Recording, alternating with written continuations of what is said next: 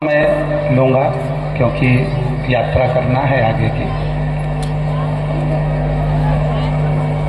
305 बेटियों का मंगल विवाह यहाँ हो रहा और पूर्व में भी 6 वर्षों से लगातार मंगल विवाह होता आया है और ये 7वां वर्ष है। केवल दुनिया में शायद एक बागेश्वर धाम एक ऐसा धाम है जिस धाम में जो भी आता है उसको लगता है कि यहाँ मेरा अपना खुद का कोई घर है, जहाँ मेरा पिता बैठा है, मेरा भाई बैठा है।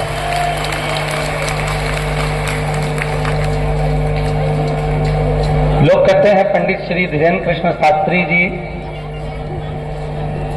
भूत निकाल देते हैं। हमने कहा तुम्हारे कान के कीड़े निकाल देते हैं। एक सच्चा संत कैसे होता है,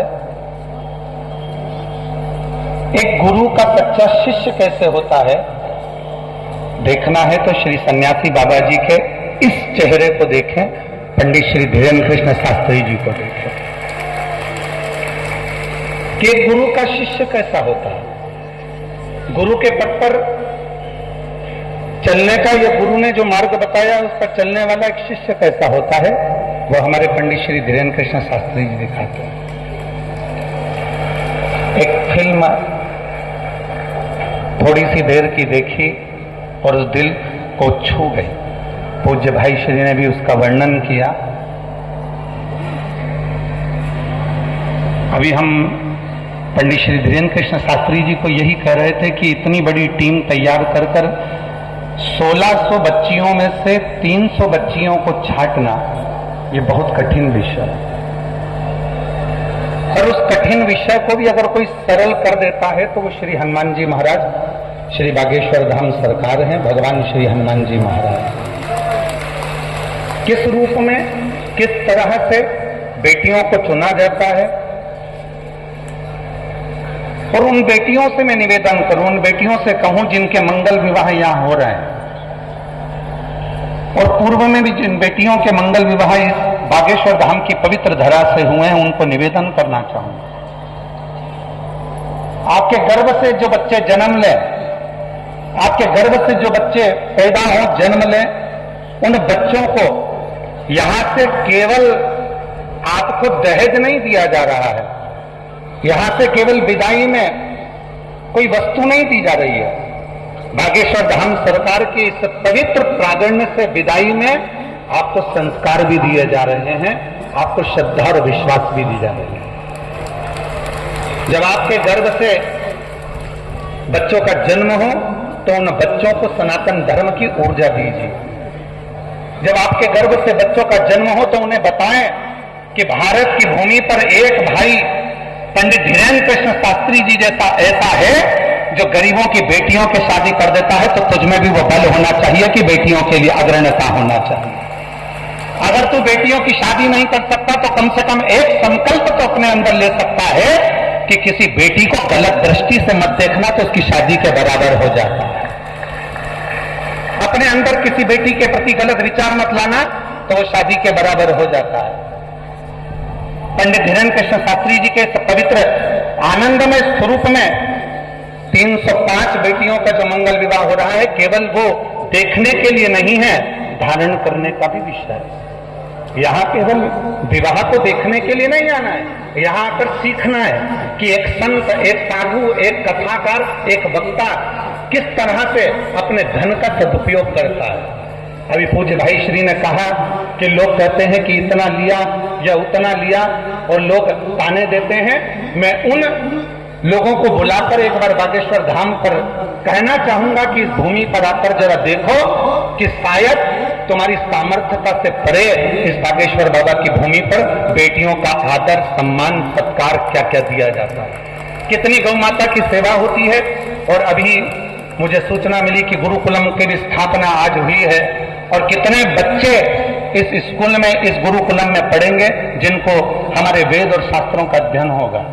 तो निवेदन, केवल ये विवाह तक नहीं रहना चाहिए, इस विवाह को सनातन आनंद में अपने बच्चों को दिखाओ कि हमारे भारत के संत साधु गुरुजन तपस्वी साधक कैसे हैं, वो मालूम पड़े।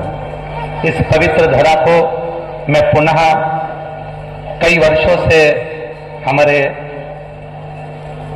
पंडित धीरेन्द्र कृष्ण शास्त्री जी महाराज जी का बड़े सरल और सहज हैं, उनका निमंत्रण मुझे लगता है कि भारत के सभी संतों को जाता होगा।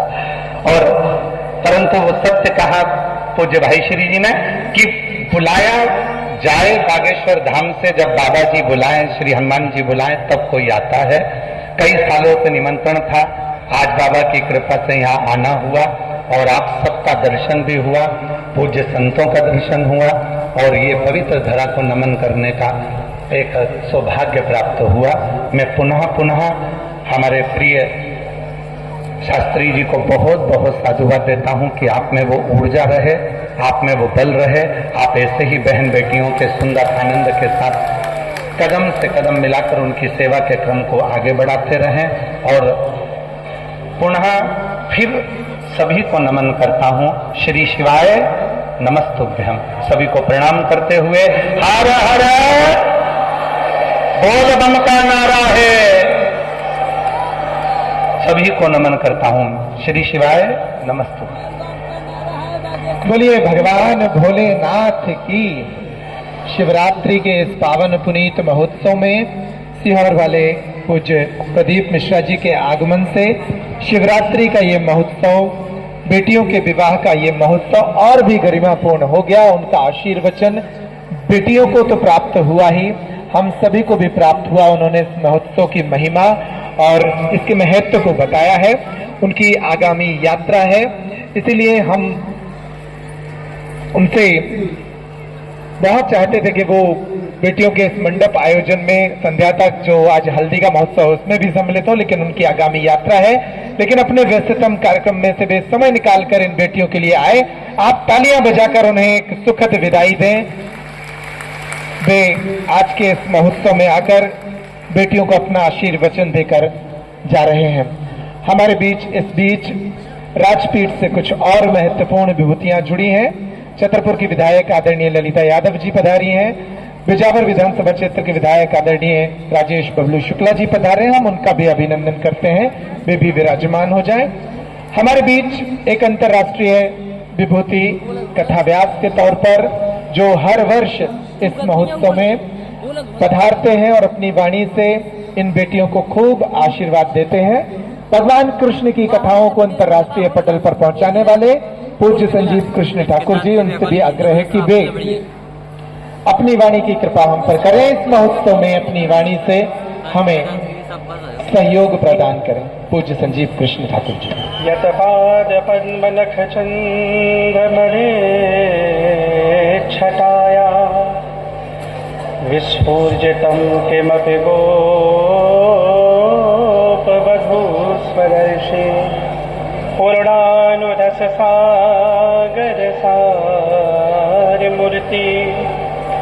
सदाधिका मयि कदापि कृपां करोतु।